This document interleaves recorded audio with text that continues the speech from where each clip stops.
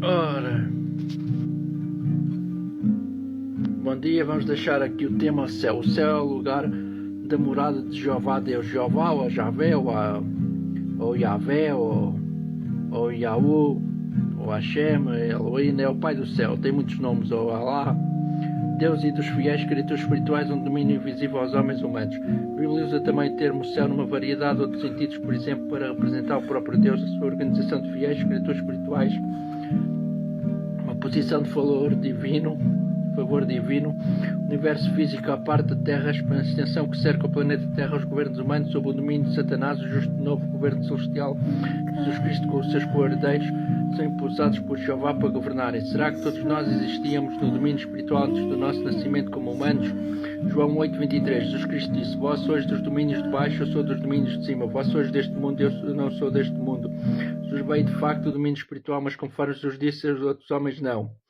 Romanos 9, 10, 12. Rebeca concebeu gêmeos, mas quando ainda não tinham nascido, nem tinham ainda praticado nada de bom ou de ruim, a fim de que o propósito de Deus com respeito à escolha continuasse dependente não de obras, mas daquele que chama, foi dito a ela: o mais velho será escravo do mais moço. Naturalmente, os gêmeos Jacó e Esaú tivessem vivido antes num domínio espiritual, certamente teriam antecedentes da sua conduta ali. Não é verdade, mas não tinham mais antecedentes, não depois do seu nascimento, quais humanos. Vão para o céu todas as pessoas boas. Atos 2:24. David, a quem a Bíblia se refere como sendo um homem que agradou ao coração de Jeová, não acedeu aos céus. Mateus 11:11. Deveras eu vos digo, entre os nascidos de mulheres não se levantou ninguém maior do que João Batista, mas aquele que é menor no reino dos céus é maior do que ele, de modo que João não foi para o céu quando morreu. Salmos 37:9, 11:29. Os próprios malfeitores serão dissipados, mas os que esperam em Jeová são os que possuirão a terra. Os próprios mansos possuirão a terra, deveras se deleitarão na abundância da paz. Os próprios justos possuirão a terra e residirão sobre ela para todo o sempre. Se Adão não tivesse pecado, teria ele por fim ido para o céu. Gênesis 1:26. Deus prosseguiu dizendo: Façamos o homem à nossa imagem, segundo a nossa semelhança. E tinham eles em sujeição os peixes do mar e as criaturas voadoras do céu, os animais domésticos e toda a terra, todo animal movente que se move sobre a terra. Portanto, o propósito de Deus para Adão era que ele fosse guardião da terra e da vida animal nela. Nada se disse sobre ele ir para o céu. Gênesis 2:16, 19, 17. Jeová Deus deu também esta ordem ao homem: toda a árvore do jardim podes comer à vontade, mas quanto à árvore do conhecimento que é do bem e do mal, não deves comer dela, porque no dia em que dela comeres positivamente morrerás. Não era propósito original de Jeová que o homem morresse algum dia. A ordem de Deus suscitada aqui mostra que ele o avisou contra o proceder que conduziria à morte. A morte seria o castigo pela desobediência, não a porta para uma vida melhor no céu. A desobediência seria recompensada com a vida contínua, a vida eterna no país que Deus dera ao homem. Isaías 45:18. É necessário a pessoa ir para o céu para ter um futuro realmente. Salmos 37:11. Os próprios mansos possuirão a terra e deveras se deleitarão na abundância da paz. Eu vi um novo céu e uma nova terra. Ouvi uma voz alta do trono dizer: Eis que a tenda de Deus está com a humanidade, e ele residirá com eles, e eles serão os seus povos.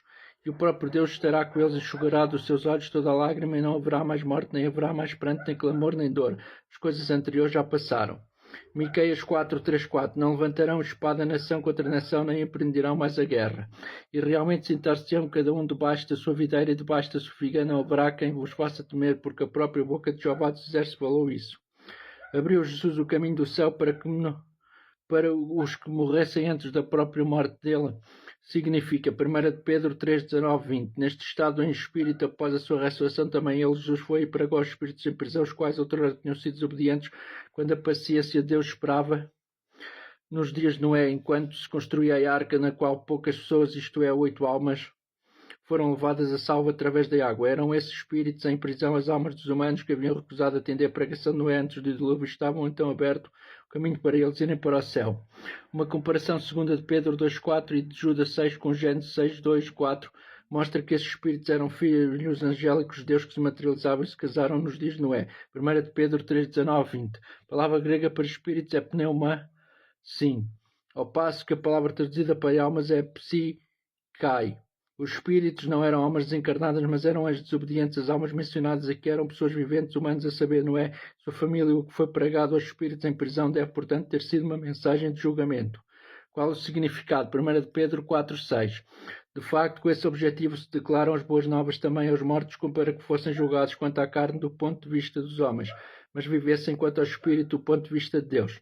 Eram esses mortos as pessoas que morreram antes da morte de Cristo, conforme já se mostrou, os mortos não são espíritos em prisão. Estes espíritos eram os anjos desobedientes, e a pregação não poderia beneficiar humanos fisicamente mortos, porque, conforme diz Eclesiastes 9:5, diz eles não estão concisos de absolutamente nada.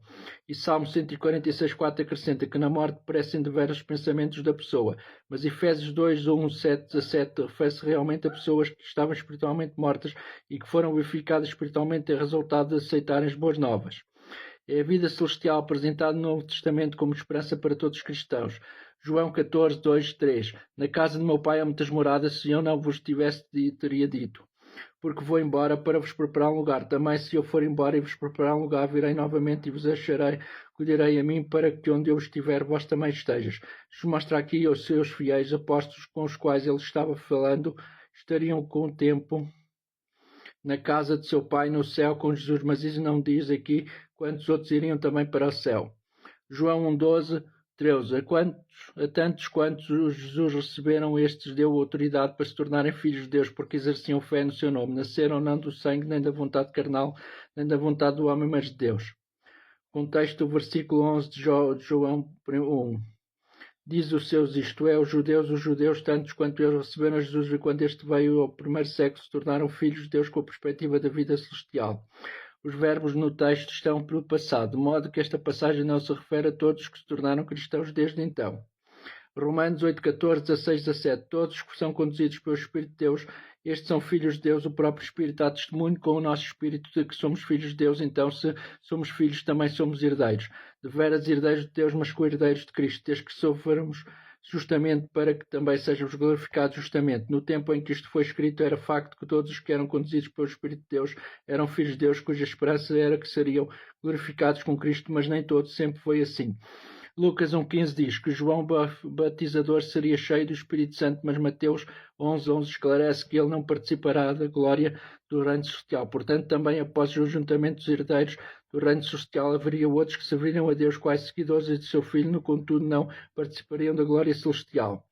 Que referências específicas há no Novo Testamento quanto à provisão para os cristãos sejam recompensados com a vida eterna na terra? Mateus 5:5. Felizes os de temperamento brando, porque herdarão a terra.